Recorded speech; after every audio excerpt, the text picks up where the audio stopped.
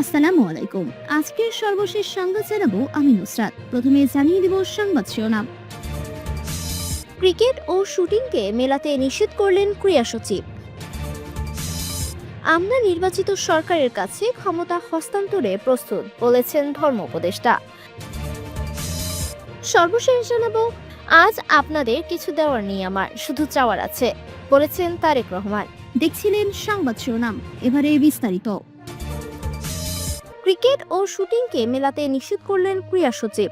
নিরাপত্তা ঝুঁকির কারণে টি-20 বিশ্বকাপে বাংলাদেশ ক্রিকেট দলকে ভারতে পাঠানোর অনুমতি না দিলেও শুটিং দলকে সফরের অনুমতি দেওয়ার বিষয়ে ব্যাখ্যা প্রদান করেছে সরকার। যুব ও ক্রীড়া মন্ত্রণালয়ের সচিব মাহবুব উল আলম জানিয়েছেন, ক্রিকেটের বিশাল বহরের তুলনায় শুটিংয়ের ছোট দলের নিরাপত্তা নিশ্চিত করা অনেক সহজ এবং মোস্তাফিজুর রহমানকে কেন্দ্র করে উদ্ভূত পরিস্থিতির কারণেই ক্রিকেটের ক্ষেত্রে এই কঠোর সিদ্ধান্ত নেওয়া হয়েছে।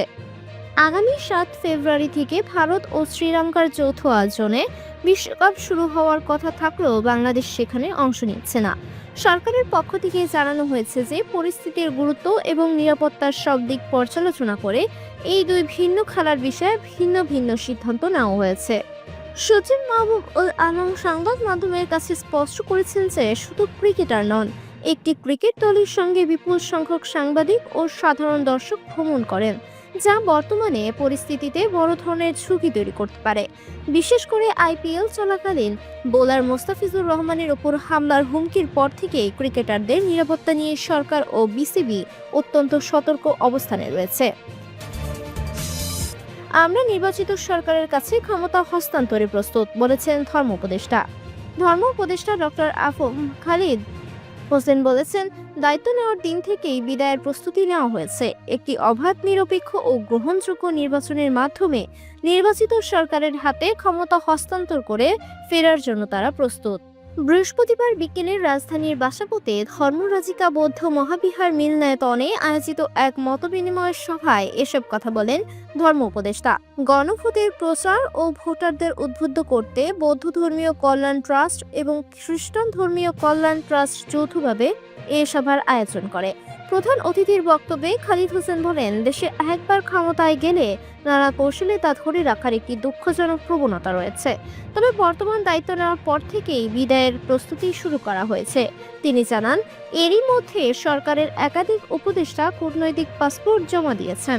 ধর্ম উপদেষ্টা বলেন, তারা মানসিকভাবে প্রস্তুত রয়েছেন নির্বাচনের মাধ্যমে যারা ক্ষমতায় আসবেন তাদের কাছে শান্তিপূর্ণভাবে দায়িত্ব হস্তান্তর করতে।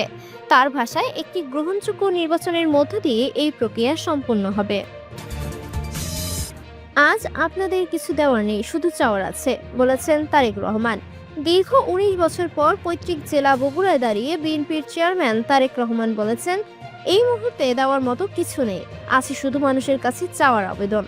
নওগাঁর জনসভা শেষে বৃহস্পতিবার 29 জানুয়ারি মধ্যরাতে বগুড়ার ঐতিহাসিক আলতাফুন্নেসা খেলার মাঠে আয়োজিত নির্বাচনী জনসভায় তিনি এ কথা বলেন। নওগাঁ থেকে বগুড়ায় পৌঁছানোর সময় রাত গভীর হলেও নেতাকে বরণ করে নিতে আলতাফুন্নেসা খেলার মাঠে আগে থেকেই জড়ো হন নেতাকর্মী ও সমর্থকেরা। মাঠ ছাড়িয়ে আশেপাশের কয়েক কিলোমিটার সড়কেও মানুষের ভিড় দেখা যায়। জনসভায় তারেক রহমান বলেন, ঘরের মানুষের কাছে নতুন করে পড়ার কিছু নেই, তবে এবারের নির্বাচন দেশের জন্য বিশেষ গুরুত্ব বহন করছে। তিনি ধানের শীষকে বিজয়ী করে গণতন্ত্র পুনরুদ্ধারের বগুড়াবাসীর সক্রিয় ভূমিকা প্রত্যাশা করেন। বক্তব্যের এক পর্যায়ে নিজের রাজনৈতিক জীবনের সহধর্মিণী জুবাইদা রহমান এর সহযোগিতার কথা তুলে ধরেন তিনি। তারেক রহমান বলেন, রাজনীতিতে সক্রিয় থাকা ও গভীর রাত পর্যন্ত সভা করার পেছনে স্ত্রীর সমর্থন গুরুত্বপূর্ণ ভূমিকা রেখেছে। উত্তরবঙ্গ সফরের শুরু থেকেই জুবাইদা রহমান তারেক রহমানের সঙ্গে রয়েছেন। প্রচার গাড়ি ও জনসভার মঞ্চ সব জায়গায় তাদের একসঙ্গে দেখা গেছে।